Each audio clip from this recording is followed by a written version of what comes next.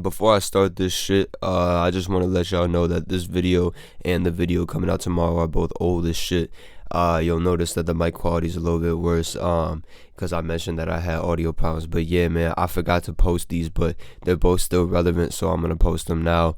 That's about it. Enjoy. So I was chilling last night, about to go to bed, and then I get an ESPN notification talking about some G League Ignite versus Victor Wembanyama's team on ESPN2. Fuck yeah, I'm there, man. Holy shit, I'm glad I tuned in, bro. That was the greatest basketball game I've watched since the NBA playoffs. And I mean, well, there hasn't been much hoop. But yeah, Victor Wembanyama, you all know who he is at this point. Everyone's talking about this guy versus Scoot Henderson, who is at this point the projected number 2, likely. Couldn't have asked for more out of like either of these guys. I'm gonna start with Victor Wembanyama. I have to. Listen, man. Like, Scoot Henderson is terrific. I'm super excited to watch him play. But, like, this is the best prospect we've seen since, I don't know. Who y'all think, man? Who y'all think? Zion? Anthony Davis? One of them boys? But regardless, this guy's got a chance to do it. And what is it, you ask? Honestly, I don't know. But if you're not a top 7 seed, and I only go that low because both conferences are pretty stacked with talent, if you're not a top 7 seed in your conference, it's legitimately worth it to tank for this guy. Like, I'm talking, you could be Cleveland or Atlanta, who just got new pieces, right? And if you are in the play-in, start losing games. I'm trading Donovan Mitchell, Evan Mobley, and 3 first-round picks for the first overall pick. That's a stretch, but that's how valuable I think this prospect is. And I'm going to clarify that I'm not actually doing that deal before I have any, like, of the 3 Cavs fans out there on my dick on some weak shit, or you know, them Instagram GMs or some shit like that, Instagram Woj, Instagram NBA analysts. But back on topic, this is what I see from Victor, and this is why he's built for the NBA. He has Porzingis height in a sense that he can shoot the ball from so far away and over anybody, but more of a KD build in a sense that he's skinny, but he's so balanced and he can move. And I honestly think in times he's looked quicker, and I've seen him get lower than KD, and that's crazy. Like, this dude moves like he is 6'10", and they were talking about in the broadcast he's listed as 7'2", 7'3". He's 7'4", 7'5", my guy, I promise you, and everybody has confirmed that. My goodness, man, it's really the balance for me, because, you know, obviously the biggest critique with him is being so tall and so skinny is he's going to be injury prone, because when you look at a guy like KD, his balance is ultimately what allowed him to stay relatively healthy throughout the beginning half of his career. Obviously, ever since his major Achilles injuries have started to catch up to him a little bit, but like, this is guard forward-esque, you know, the pound dribble, check the feet, and then you just, even the release is just guard-esque. That's so impressive. And this dude's 7'4", man. This is the play that I saw that I had to get up, and like, I was like, are you serious? Transition 3, little shovel behind pass. I mean, look at the release. I mean, it's quick, it's smooth, it's all one motion. He got undercut on that play. They didn't call it. I mean, the only guy doing that in the league right now is Durant, simply put. And he's not 7'4", he's 6'11". He's also showed me that he's not afraid to use his size and bang inside. You know, obviously the skinny build, it kind of takes away a back down game. And I've seen a lot of people saying, put on some weight and you're going to be nice. I don't know. I think with a guy like Victor, you want him to stay lean because you don't want him to lose his step. His ball handling and his step, and of course his ability to shoot over anybody, is going to really kind of carry him, at least from what I've seen. And that's just assuming that he's going to be a consistent shooter in the A, you know what I mean? Because this isn't just about the fact that he's shooting, it's about the fact that he's creating his own shot as well, and doing it in multiple ways. Mid-post, pick and pop, triple threat, off the dribble, you know, like literally sizing up. He did it on his first possession. I mean, like, this is the play I saw right here. I was like, he might be better than KD. Ready? Mid-post, turn, head fake, rip, head fake, jab right, cold left. Oh my goodness, that's ridiculous. The other thing I noticed is that because of his size, it's Giannis like the way he covers ground. Like, earlier in the game, he tracked down a ball, like he was on the other side of the court, and it was a loose ball, like a long rebound, and he beat every single person on the court to the ball. I was like, damn. The biggest knock on him was his lack of rebounds. I saw people pointing that out.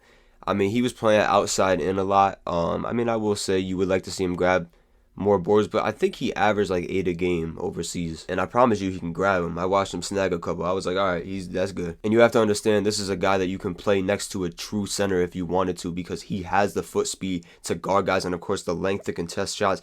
How many jumpers did he block? And you watched him check Scoot a bunch, and like Scoot got his a little bit, but Wembanyama was there, and you see how quick Scoot is, so it's a good sign. As far as Scoot, I know I said I was going to talk about him, but I'm not going to a whole lot. I'm going to get in depth with all the prospects, likely. That is, of course, after college hoop starts and as we get closer and closer to the draft. But Scoot's comparison to me is Colin Sexton. Maybe it's just his energy, but this is Colin Sexton, but bigger, with a more refined game, a better jump shot, a lot more control, and a significantly better playmaker. So Colin Sexton, if he was elite instead of just great or good, the first thing you notice is his step is unreal, and he has incredible control as well as finishing ability, both on the inside. You can tell he's strong as shit, but his game is still smooth. I mean, the jumper's consistent, he's confident, especially in that mid-range, and that's important for a guy like him. Guys like him that aren't afraid to settle for a mid-range jumper rather than a layup or a 3 every time. Having a comfortable, consistent mid-range game is underratedly difficult in the NBA. Part of the reason why people consider it a lost art, aside from 3 being more than 2, is that there's a lot of space on the NBA court, and then when you get in that mid-range area, all that space basically goes away. But when you're a threat to score inside and shoot from beyond the arc, you can get a mid-range anytime you want. And to me, that's what separates, one, the efficient 20 point per game scorer guys versus the efficient 25, 26, 27 point per game scorer guys, and 2,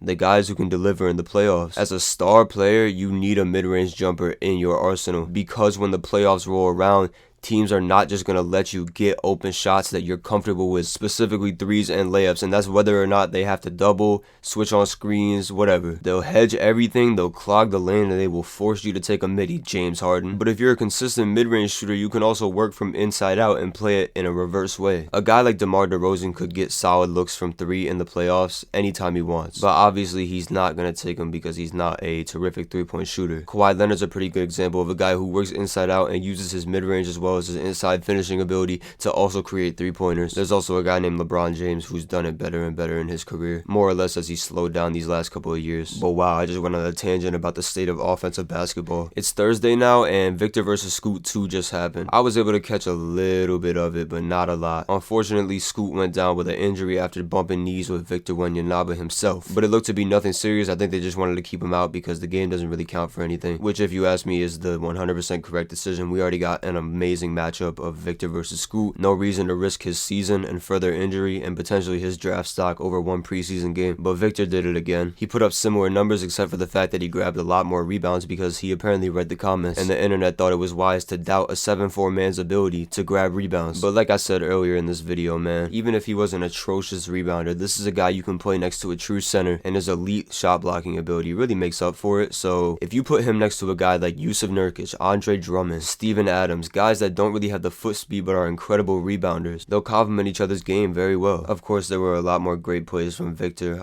He went showtime on a break, and then I caught a play where he was mid-post trying to get baseline, didn't like what he saw, so he kind of turned back into the middle and just into a very smooth and unguardable post fade. And he's so tall that the defender was in his grill and the jump shot just looked completely normal. There's really no guarding that. I'm sorry. I heard people saying this is the greatest NBA prospect of all time. Now that's a little bit of a stretch, but this might be my favorite NBA prospect of all time. I honestly think it is. And it's not unrealistic to say that he might have the highest upside of any NBA prospect of all time just based on his height. But the direction the league's going with this stuff is exciting, man. I want y'all to just kind of realize this quickly. I'm predicting that Victor Wembanyama goes to the Pacers. I want you guys to understand this. In a couple years, we could have an Eastern Conference window of matchups like Giannis versus Victor Wembanyama on one side, and Embiid versus Mobley and Jared Allen or something like that, some other freak athletes. Could you imagine watching Giannis and Victor Wembanyama go at one another and the winner goes and plays Embiid? Or if KD is still in the league and we get a KD versus Wembanyama? And I'm completely disregarding all the other great teams in the East and in the rest of the league and just the elite players. But what I'm getting at is that we're starting to get a noticeable number of 2K demigods in this league, and I am all for it. But yeah, I could imagine that this is not the last time I'll be talking about Victor. In the past, I haven't really been too engaged with the prospects. At least during the season, I pay more attention to him when it comes draft time. But this guy is just way too intriguing, so I am going to be monitoring this young man. I'm pretty sure we're the same age, but whatever, you get the point. Basketball season is obviously right around the corner. Well, it's basically here. And I mean, it is still football season, and I mean, baseball, nah, I'm not paying attention to baseball. The Orioles are out, man, fuck baseball. But I'm really excited for this NBA season, plus, you know, I'm passionate about the sport. But the hoop content will definitely be picking up. But yeah, that's really it for this one, so I'll probably see y'all tomorrow. Broncos country, let's ride.